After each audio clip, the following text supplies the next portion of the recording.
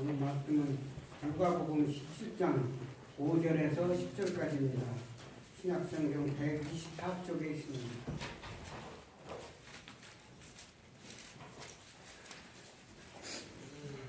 17장 5절에서부터 10절까지입니다. 함께 보시겠습니다. 사도들이 주께 여짜오되 우리에게 믿음을 더하소서 하니 주께서 이르시되 너희에게 겨자씨 하나만은 믿음이 있었더라면 이 뽕이나 먹여라 우리로부터 나타나야 되어라 하였을 것이요 이것을 너희에게 순종하였으리라. 너희 중에 누구에게 밭을 가거나 지치거나 한 분이 있어 밭에서 돌아오면 그더라 하고 받았어라 하는 자가 있느냐. 도리어 그들에게 먹을 것을 준비하고 띠를 띠고 내가 먹고 마시는 동안에 수종을 두고 너희 위에 마시라. 명한 대로 하였다고 하나님께 감사하겠느냐. 이와 같이 너희도 명령을 받으리라. 이들을 믿는 못한 종이라.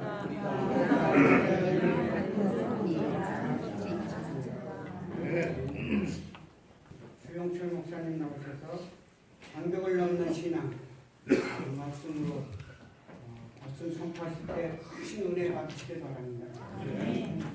오늘도 여러분은 주님의 사랑 안에서 여러분을 초대해 주셨습니다.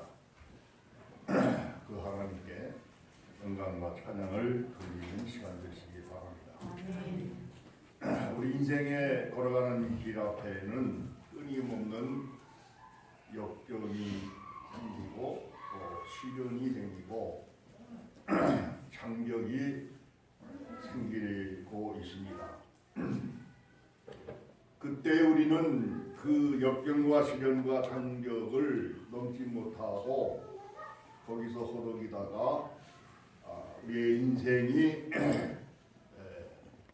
퇴보해 버리곤 하고 또 어떤 사람에게는 그런 역경과 장벽을 용기 있게 잘 극복함으로써 새로운 미래를 만들어 나가는 것이 우리 인생의 걸음인 것 같습니다. 여러분이 잘 알다시피 코끼리는 깊은 밀림 속에서 마음대로 숲속을 헤집고 다니며 먹이를 구하며 살아가는 그런 동물인데 사자나 호랑이도 왕중왕이라고 일컬는 사자나 호랑이도 함부로 코끼리를 어떻게 하지 못합니다. 그러나 그런 어떤 코끼리는 동물 쇼단에 어릿광대 노릇을 하며 가는 그런 놈도 있습니다. 밀림에서 어려서 잡혀온 이 코끼리는 사람 손에 의해서 길들여지게 되고 반복된 훈련의 과정을 통해서 결국에 한 소년의 막대기 하나의 지시로 이런저런 요구하는 행동을 어릿광대처럼 하고 그래서 사람이 주는 먹이를 먹고 살아가는 그런 코끼리도 있습니다. 새끼줄로 발을 묶어 놓으면은 그 코끼리는 결코 탈출할 마음조차 가지지 않고 얼마든지 제가 할 수 있는 힘이 있음에도 불구하고 더 이상 밀림으로 돌아갈 생각조차 하지 못한다고 합니다.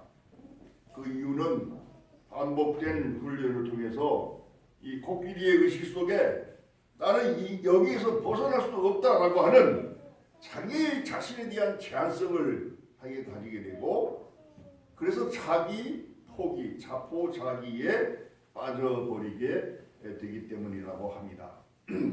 이것은 우리 인간에게도 마찬가지입니다. 우리가 살아오면서 우리의 삶의 환경과 삶 속에서 많은 역경과 시련과 장벽을 부딪혔을 때에 그걸 이기지 못하고 미리 스스로를 결정해버린 그런 제한성을 자기 속에 의식적으로 가지게 되고 그래서 그런 마음을 가진 사람에게 있어서는 더 이상 미래를 향하여 운명을 뛰어넘어 새로운 용기와 꿈을 가질 수 없어지는 그런 정신적 불구자가 되어버리고 만다고 합니다.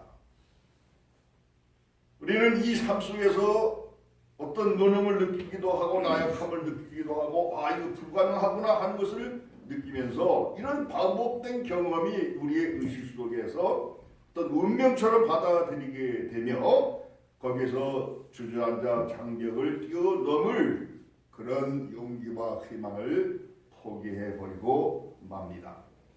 그래서 이것을 우리는 숙명론이다, 운명론이다 그렇게 얘기를 하죠. 불교에서나 힌두교에서는 그렇게 얘기를 하는데 기독교에서는 이것을 대치하고 있는 논이 섭리론입니다.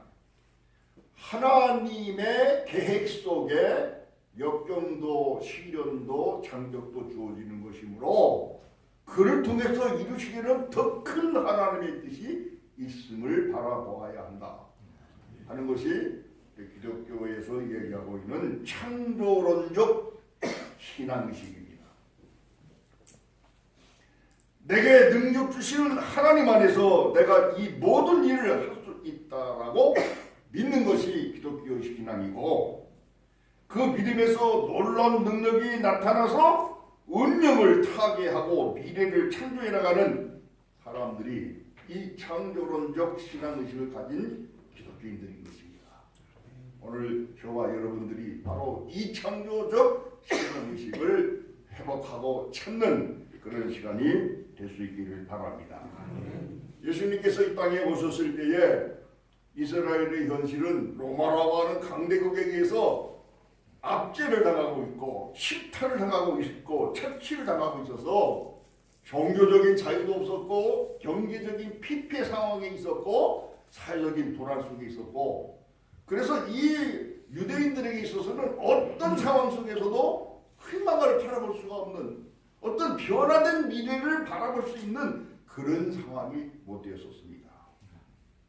그런데 그들에게는 딱 한 가지의 의식이 있었는데 이것이 무엇이냐면은 메시아 신앙의식이었습니다. 메시아가 오실 것이다. 메시아의 대망 신앙은 그들의 선조로부터 내려져 왔던 신앙의식이었습니다. 그들이 역경과 고난과 장벽에 처하여 절망에 빠졌을 때에 그들에게 다시 회상되었던 것이 메시아가 오실 것이다.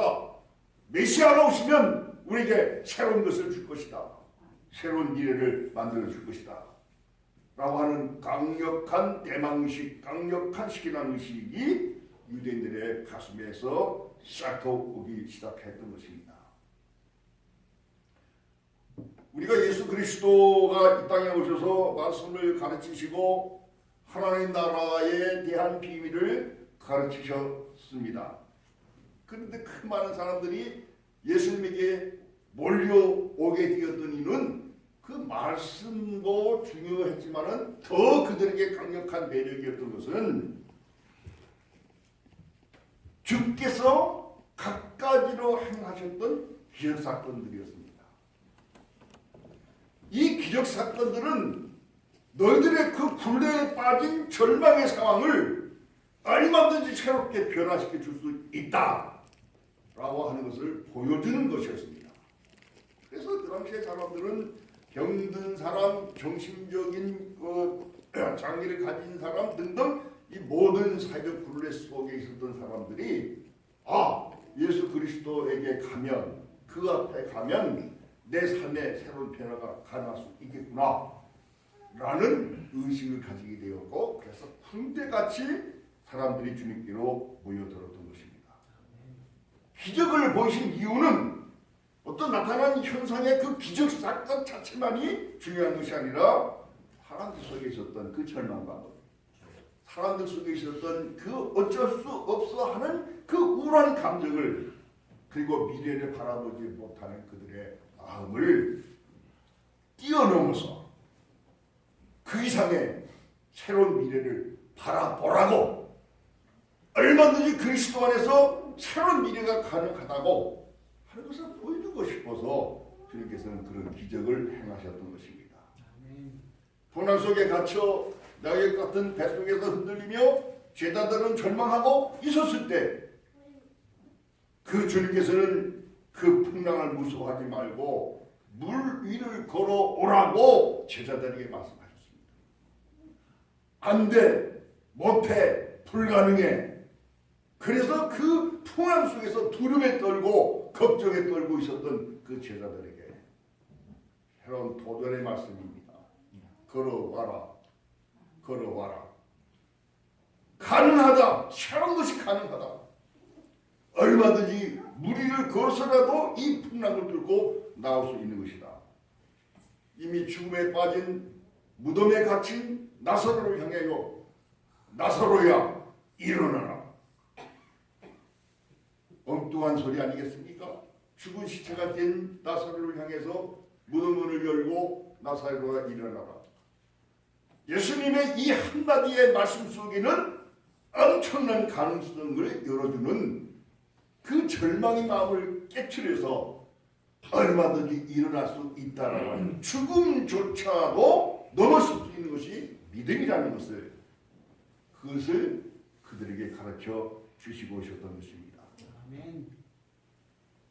이런 기적을 행하실 때마다 제자들은 물론 무리들도 이 예수님의 이 초단의 능력 앞에 놀라고도 했지만 그들이 정말 놀라운 것은 이 나타난 초자연적 현상으로서의 기적이 아닌 이 상황에서도 우리에게 새로운 믿음을 요구하며 새로운 미래를 약속하고 계신 이 예수님의 이 믿음이 도대체 무엇인가 하는 이 예수님의 이 말씀에서 나오는 이 믿음이 얼마나 놀라운 것인가에 대해서 무리들은 더 놀라게 됐던 것입니다.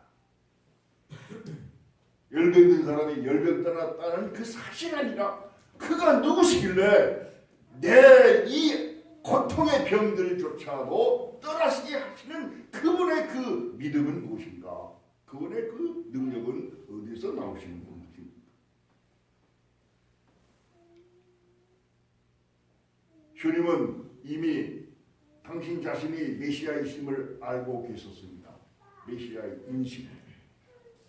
메시아라고 하면 하나님이 구원주로 보내신 자라고 하는 것을 그는 잘 알고 있었습니다. 그의 말 한마디 속에는 하나님의 권능이 담겨져 있다는 것을 주님께서는 아셨습니다. 행하시는 모든 일들마다 서로로 안수하는 것마저도 그 속에 하나님의 능력이 거기에 함께 있다고 하는 것을 예수님은 아셨습니다. 복음의 능력을 그는 확신하고 있었습니다. 그렇기 때문에 주님께서는 이 하나님이 든든하게 뒤에서 자기의 말과 행동 속에 놀라운 창조의 능력으로 함께 하신다는 것을 알고 있었습니다. 그래서 그는 그렇게 담대하게 자신있게 나사로를 향해서도 나사로야 일어나라고 풍랑 가운데 두려워 떠는 제자들에게 물 위로 걸어오라고 상상도 할 수 없는 도전의 이야기를 할 수가 있었던 겁니다. 복음의 능력이 우리의 삶에 부딪혀오는 어떤 불가능성 앞에서도 그것을 넘어서게 하는 것이라는 것을 주님께서는 아셨고 어떤 고난의 문제 앞에서도 절망하지 않고 포기하지 않고 새로운 가능성을 열어갈 수 있는 것이 하나님의 말씀에 대한 믿음이었다고 하는 것을 주님께서는 아시고 계셨던 겁니다. 아멘. 너희가 겨자씨만한 믿음이 있을지라도 똥뽕나무라도 뿌리가 뽑혀 바다에 심기부라 하여도 그대로 될 것이다. 아멘. 다시 말하면 믿음이 있으면 못할 것이 없음을 못 넘을 장벽이 없음을 가르쳐 주신 것입니다. 겨자씨의 종자 중에서 가장 작은 씨앗이 아닙니까? 티끌만한 작은 씨앗. 그 티끌만한 작은 씨앗. 근데 그 속에 생명이 있습니다. 수천 년 전에 피라미드 속에 파묻혀 있었던 그 무덤 속에서 씨앗을 발견했습니다. 몇 년 전에. 그래 학자들은 신기해서 그 씨앗을 소중하게 모종으로 삼아 심었습니다. 그랬더니 몇천 년 전에 묻혀져 있었던 그 씨앗이 생명을 발화하더랍니다. 생명의 힘이 겨라 씨발하는 작은 이 씨앗이 그 속에 생명이 있으니까 거기서 놀라운 생명력이 움트는 것입니다.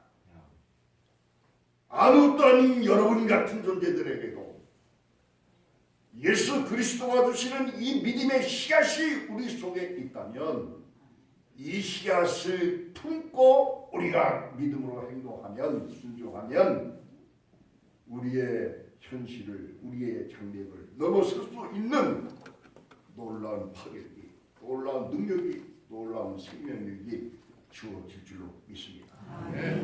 이걸 믿는 것이 믿음으로 살아가는 우리의 삶의 본분인 것입니다. 이걸 믿지 못하면 뭐 때문에 예수님을 믿고 뭐 때문에 하나님을 믿는다고 우리가 신앙생활을 합니까?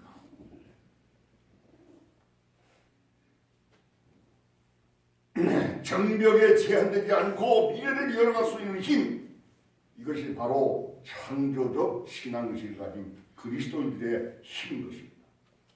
장벽을 넘어 하늘로 치솟아 올 수 있는 이 가능성, 그것이 살아있는 믿음이라 할 수가 있습니다. 이 믿음의 소유자들이 다 될 수 있기를 바랍니다. 그것을 깨달은 제자들이 본문에서 주님께 5절에서 우리에게, 주여 우리에게 믿음을 더하소서, 이 말씀이 오늘 말씀의 핵심 키워드입니다. 우리에게 믿음을 더하소서.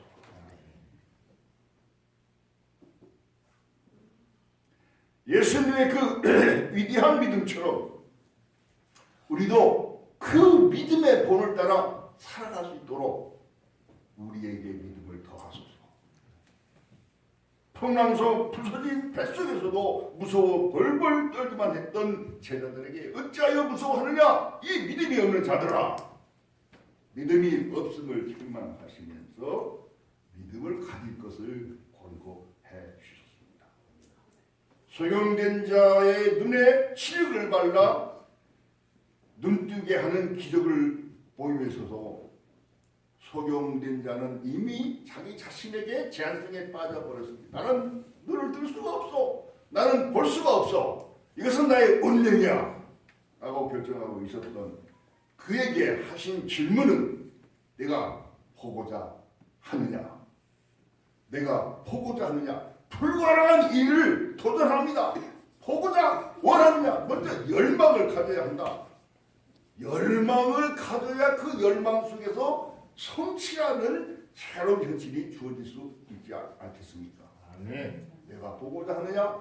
질문할 때 네, 보고 싶습니다. 볼 수 있습니다. 주님께서 내 몸에 안수하시면 나는 볼 수 있습니다. 그리고 그의 가능성의 문을 확 열어주시고 새로운 미래의 문을 확 열어주신 것입니다. 없는 것이 아니라, 볼 수 없는 것이 아니라 볼 수 있다 라고 하시는 것이 예수님의 도전이었습니다. 도대체 누구시길래 예수님 이분은 저런 놀라운 능력과 기적을 베푸시는가? 무엇이 이런 이적을 행하게 하시는가 하는 것에 사람들은 주목하기 시작했습니다. 나타난 기적의 사실만을 바라보는 그 눈에서 더 깊이의 영혼의 깊이에서 그것이 하나님의 능력이었고, 그것이 바로 복음이 가지고 있는 이 생명력이 있는 복음의 능력이었구나. 그리고 이 복음의 이 말씀을 믿고 행하는 우리의 믿음과 순종이었구나 하는 것을 사람들은 깨닫기 시작하는 것입니다. 문제는 믿음이구나. 사랑하는 성신교회 성도 여러분, 모든 문제의 중심에는, 근원에는 믿음이 있습니다. 믿음이 있느냐 없느냐, 믿음이 흔들리고 있느냐, 견고한 믿음을 가지느냐, 이 믿음이 희망을 만듭니다. 그리고 희망한 것을 오늘의 내 현실로 만들어주는 것입니다. 이 믿음을 소유하시기 바랍니다. 아멘. 이 믿음으로 여러분의 미래에 대한 새로운 희망을 발견할 수 있기 바랍니다. 그리고 여러분의 믿음대로 그 소망을 이루기 위해서 순종하십시오. 그 순종이 여러분에게 성취를 가져다 줄 줄로 믿습니다. 우리에게 믿음을 더하소서. 이 기도를 여러분은 이제부터 간절히 드리시기 바랍니다. 이 믿음은 인간의 의식이나 생각이나 노력으로 얻어지는 것이 아닙니다. 이것은 하나님이 우리에게 은사로 주셔야만 가능한 일 것입니다. 믿음은 전적으로 은혜입니다. 은사입니다. 그것은 무엇입니까? 내가 힘으로 노력해서 얻을 것이 아니라 하나님이 주시는 것입니다. 하나님이 주시는 것을 받아들이기 위해서 내게 필요한 것은 돈을 내야 하는 것이 아닙니다. 그것은 여러분의 순종의 믿음을 준비하는 것입니다. 순종의 믿음을 준비하고 그리고 겸손히 주님께 구하는 것입니다. 그것이 주여 저의 이 적은 믿음을 주옵소서. 적은 그다 심한 믿음이라도 저에게 주십시오. 이것을 간절함으로 구하는 것입니다. 그러므로 겸손과 순종이라고 하는 것은 하나님의 약속을 성취하는 두통입니다. 내가 주님을 위해서 11조를 드렸습니다. 내가 장로로서 이러이러한 헌신과 봉사를 했습니다. 나의 믿음을 자랑하는 그것은 바리새의 기도요 세리의 기도일 뿐입니다. 주여 나는 주님께 아무것도 아닙니다. 한 것이 없습니다. 의로운 것이 하나도 없습니다. 죄에 가득 찬 것뿐이었고 주님에 대한 불신만을 가지고 살았던 것뿐이었습니다. 불쌍히 여겨주십시오. 이 겸손과 함께 주님 이제로 주님의 주신 말씀과 약속만을 바라보며 순종하겠습니다. 7절 8절에 나와 있는 오늘 본문의 얘기가 5절에 이 말씀이 핵심 말씀이라면 그 이후에 말씀에는 한 이야기를 전해주고 있어요. 그 이야기를 전해주고 있는 그 얘기가 뭐냐면은 종과 주인이 함께 밭에 나서 일을 했어요. 그리고 돌아왔습니다. 그러면 주인이 가서 밥을 해다가 그 종에게 밥을 먹이고 쉬어라. 그렇게 할 주인이 어디 있겠느냐. 마땅히 종이 주인을 위해서 밥을 빚고 수정을 들며 허리에 띠를 띠고 수정을 들고 그렇게 수고를 다 하고도 나는 무익한 종입니다 라고 얘기해야 되는 것이 당연한 것이 아니겠느냐. 이 얘기는 우리가 오늘 인권시대에서 근로기준법에서 보면 엄청나게 잘못된 얘기예요. 그렇지만 이 성서에서 주님께서 이 말씀을 하시는 그 핵심 포인트는 무엇이냐면은 믿음이라고 하는 것을 지키기 위해서는 순종이 절대적으로 중요한 것이다. 하나님을 향해 우리의 믿음의 관계를 유지해 나가기 위해서는 그 믿음의 통로를 우리가 얻기 위해서는 우리에게 요구하는 것은 하나님에 대한 절대적 순종이었다 하는 것을 여기서 그리께서는 가르쳐 주시고 있습니다.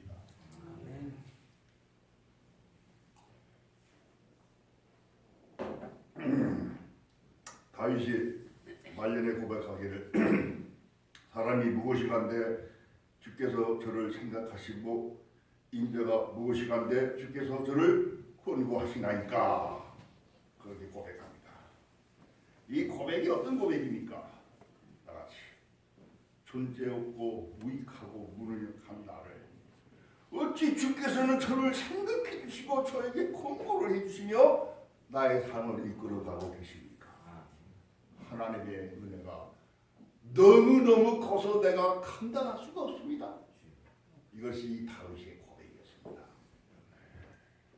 바울은 나중에 주님의 은혜를 발견하게 된 후에 생각을 해보니 내가 지금까지 가지고 자랑했던 헬라 철학과 지식과 그리고 내가 바리새인 중에 바리새인이었다고 하는 이 출신과 이런 것들이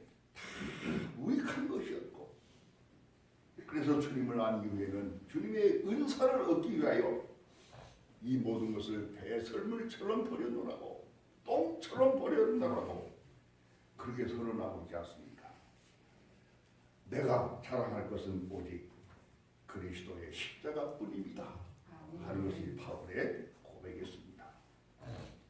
이 교만과 자기 자랑이 무너지는 때에 비로소 우리는 새로운 피력을 낼 것이고 그리스도 안에서의 생명을 얻게 될 것입니다. 이 수련의 과정을 겪어 나가는 그것이 바로 사순절 기간입니다. 사순절 기간을 통해서 우리는 교만과 자기 자랑을 내버려야 합니다. 그리고 겸손과 순종으로 우리의 마음을 채워야 할 줄로 믿습니다. 이 믿음을 내게 주옵소서. 지난 주간에 박 목사님과 대화를 나눴습니다.